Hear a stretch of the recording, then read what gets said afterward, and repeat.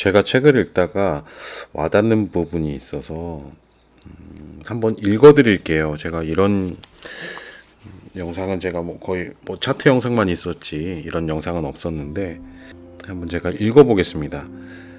생각을 말로 표현하는 것은 어렵고 말을 가지고 그 사람의 생각을 알기도 쉽지 않다. 그러므로 말로 생각을 하려고 하기보다는 생각을 표현하려고 애써야 하며 상대방이 하는 말을 가지고 그의 생각을 알려고 해서도 부족하고 말을 넘어서서 상대방을 이해하려고 해야 한다.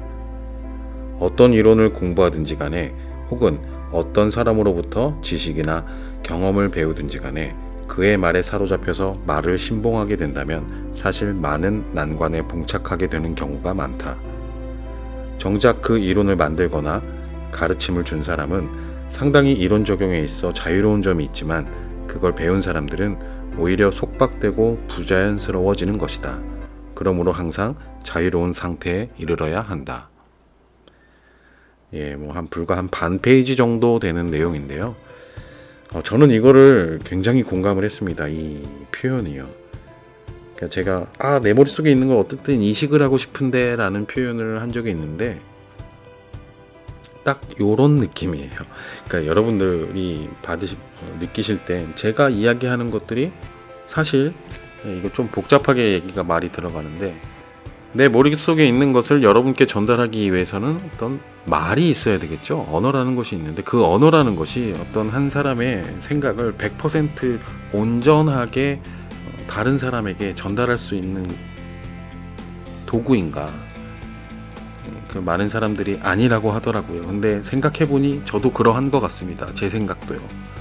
그 언어를 통해서 60%, 70%, 많으면 한 80%?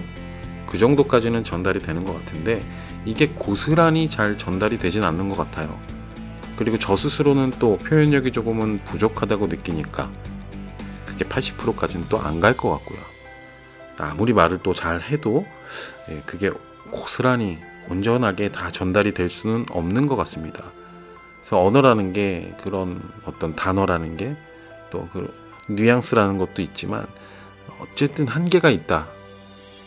그걸 저는 많이 느꼈는데 딱 이 표현이 그렇게 딱 찝어주는 것 같아서 가지고 여러분들에게 한번 읽어 드려봤어요.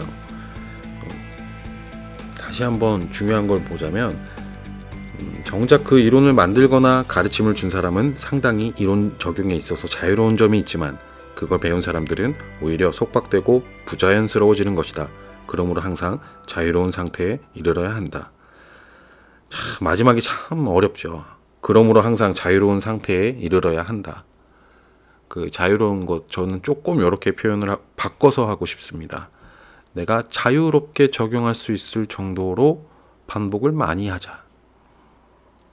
또 반복으로 귀결이 되는데 숙련도죠. 숙련도. 어쨌든 숙련도가 높아져야 거기에 대한 활용도가 나올 것이고 객관식에서 주관식으로 넘어가는 그 단계에 도달할 수 있을 것이기 때문에 저의 생각은 그러하기 때문에 여러분들에게 이런 것들을 좀 말씀을 드리고 싶었어요. 그리고 이 표현이 딱 와닿아서 전달을 해드리고 싶었습니다. 여러분은 어떻게 생각하실지 모르겠습니다. 하지만 저도 오랜 시간 차트를 본 결과 어떤 특별한 그 선형적인 답이 딱 있다라고 할 수 없는 곳이 차트의 세계이기 때문에 그렇기 때문에 어렵고 힘들지만 접근은 반드시 그렇게 해야 되고 그런 생각을 갖고 반드시 있어야 된다.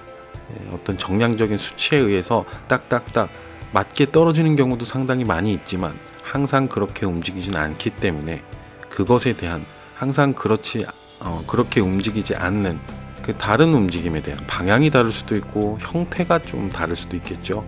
그런 것들에 대한 숙련도를 많이 높여서 내가 대응하는 능력을 많이 기를 수 있어야 된다.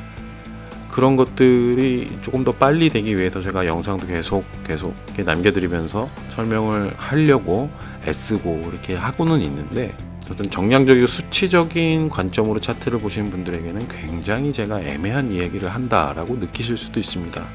하지만 차트 세계가 애매합니다. 요만큼 올라가면 그 다음 상승은 이만큼 무조건 간다라는 것이 없고 오히려 반대 방향으로 또 나오기도 하고 굉장히 변화무쌍하죠.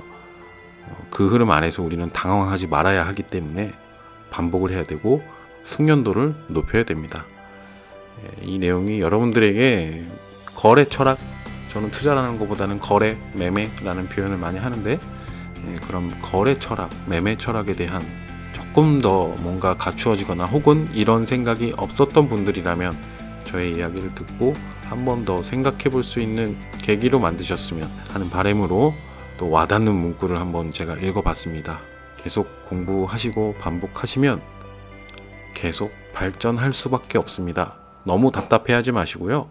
어차피 여기서 내가 발을 빼지 못할 거라면 쭉 가는 거잖아요. 그러면 조금 더 시야를 넓게 갖고 호흡을 조금 더 긴 호흡으로 생각을 하시면서 나아가시기 바랍니다. 그리고 나에게 문제에 있어서는 나의 문제는 뭔가라는 것도 많이 깊이 잘 생각을 해보시기 바랍니다. 수고 많으셨습니다. 오늘의 이야기가 또 어떤 새로운 관점이나 철학, 조금 더 그 시야를 확장시키는 그 계기가 됐으면 좋겠습니다. 수고하셨습니다.